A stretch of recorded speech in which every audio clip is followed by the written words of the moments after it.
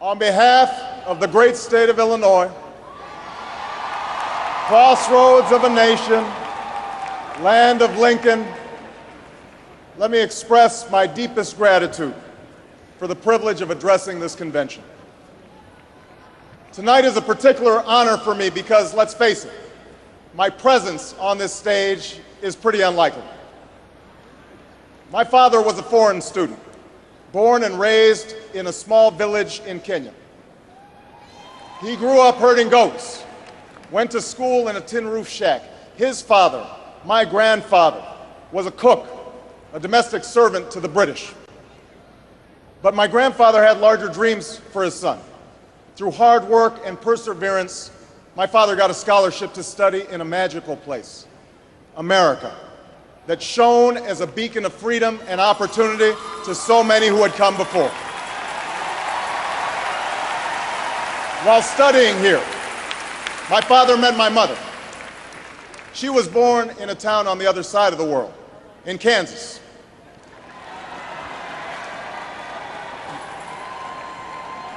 Her father worked on oil rigs and farms through most of the Depression. The day after Pearl Harbor, my grandfather signed up for duty, joined Patton's army, marched across Europe. Back home, my grandmother raised a baby and went to work on a bomber assembly line.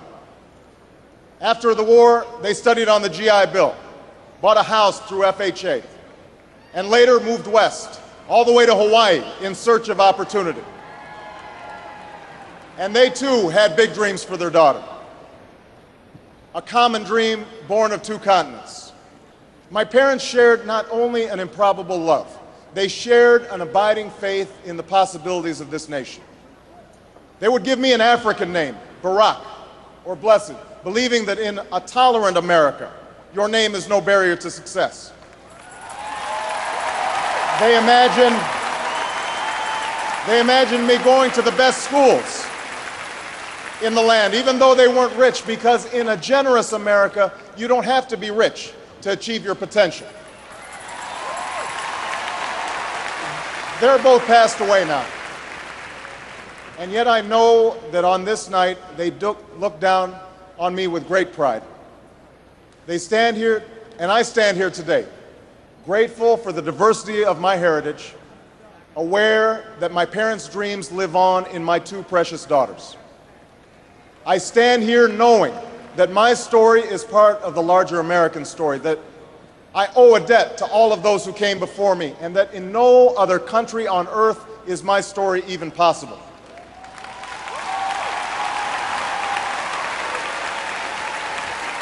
Tonight, we gather to affirm the greatness of our nation. Not because of the height of our skyscrapers, or the power of our military, or the size of our economy.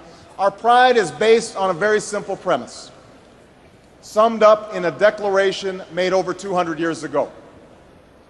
We hold these truths to be self-evident, that all men are created equal, that they are endowed by their Creator with certain inalienable rights, that among these are life, liberty, and the pursuit of happiness. That is the true genius of America. A faith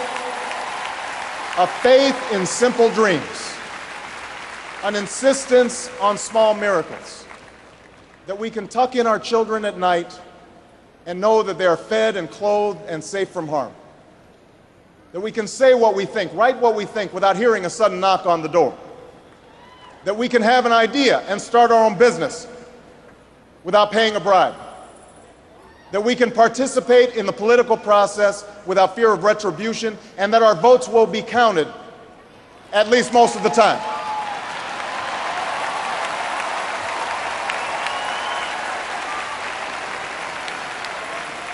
This year, in this election, we are called to reaffirm our values and our commitments, to hold them against a hard reality, and see how we're measuring up to the legacy of our forebears and the promise of future generations.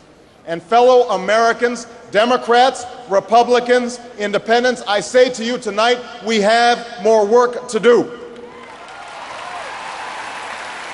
More work to do for the workers I met in Galesburg, Illinois, who are losing their union jobs at the Maytag plant that's moving to Mexico, and now are having to compete with their own children for jobs that pay $7 an hour.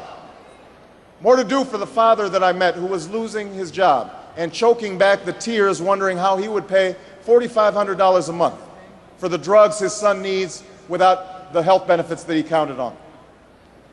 More to do for the young woman in East St. Louis and thousands more like her who has the grades, has the drive, has the will, but doesn't have the money to go to college.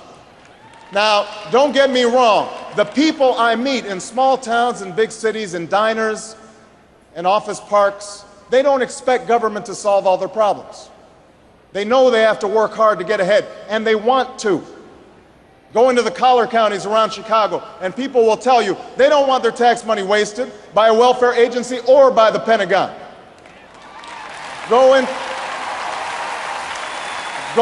any inner city neighborhood, and folks will tell you that government alone can't teach our kids to learn. They know that parents have to teach, that children can't achieve unless we raise their expectations and turn off the television sets and eradicate the slander that says a black youth with a book is acting white. They know those things.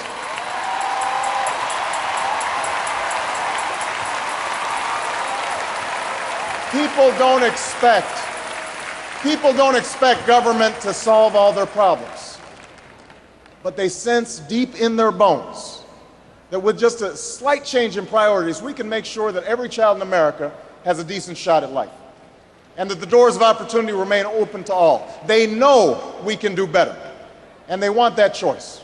You know, a while back, I met a young man named Seamus in a VFW hall in East Moline, Illinois.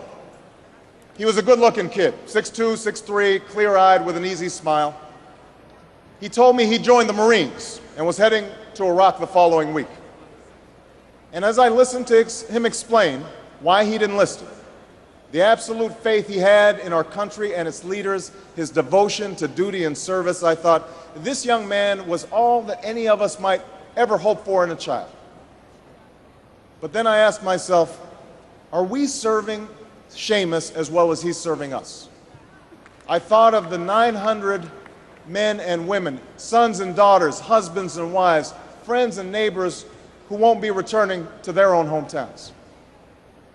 I thought of the families I'd met who were struggling to get by without a loved one's full income, or whose loved ones had returned with a limb missing or nerves shattered, but still lacked long-term health benefits because they were reservists.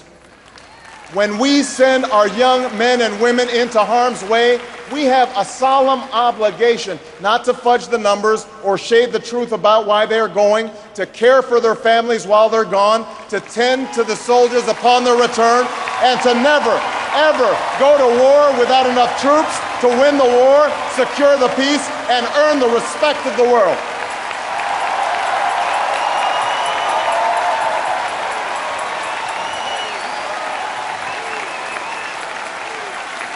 It's not enough for just some of us to prosper.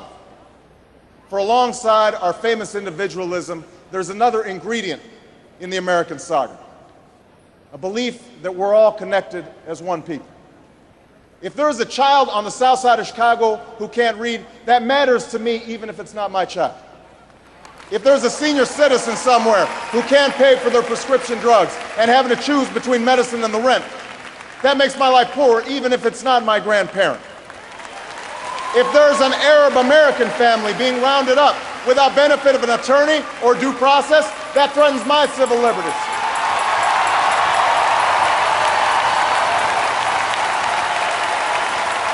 It is that fundamental belief, I am my brother's keeper, I am my sister's keeper, that makes this country work. It's what allows us to pursue our individual dreams and yet still come together as one American family. E pluribus unum, out of many, one. Now, even as we speak, there are those who are preparing to divide us. The spin masters, the negative ad peddlers, who embrace the politics of anything goes. Well, I say to them tonight, there is not a liberal America and a conservative America. There is the United States of America. There is not a black America and a white America and Latino America and Asian America. There's the United States of America.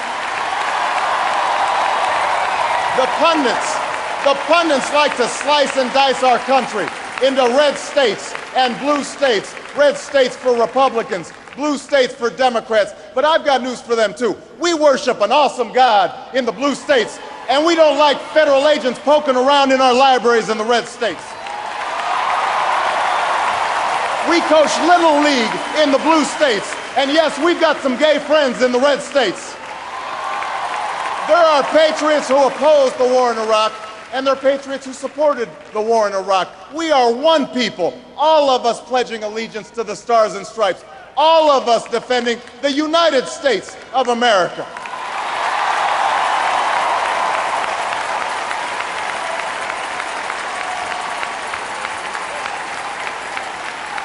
In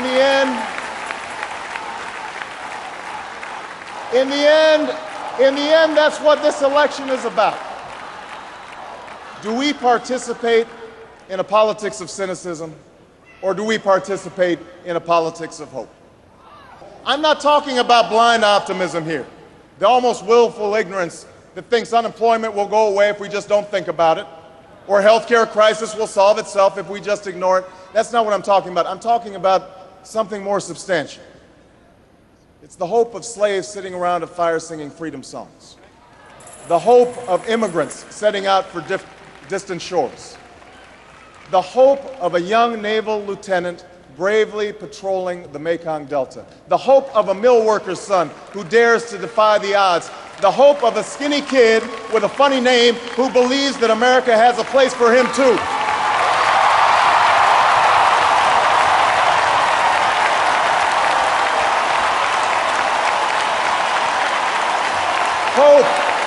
Hope in the face of difficulty, hope in the face of uncertainty, the audacity of hope. In the end, that is God's greatest gift to us, the bedrock of this nation, a belief in things not seen, a belief that there are better days ahead. I believe that we can give our middle class relief and provide working families with a road to opportunity. I believe we can provide jobs to the jobless, homes to the homeless, and reclaim young people in cities across America from violence and despair. I believe that we have a righteous wind at our backs, and that as we stand on the crossroads of history, we can make the right choices and meet the challenges that face us. Thank you very much, everybody. God bless you.